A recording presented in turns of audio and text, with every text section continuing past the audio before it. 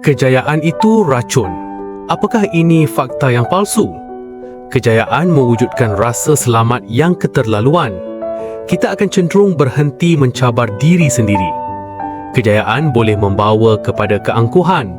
Kita merasa kejayaan itu hak mutlak, hasil kehebatan diri semata-mata.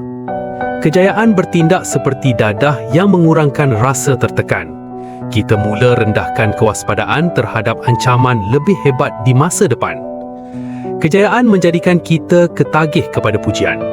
Motivasi diri bergantung tinggi pada faktor luaran, bukannya minat mendalam terhadap hasil kejayaan itu. Oleh itu, nilailah kekuatan ketika anda berjaya.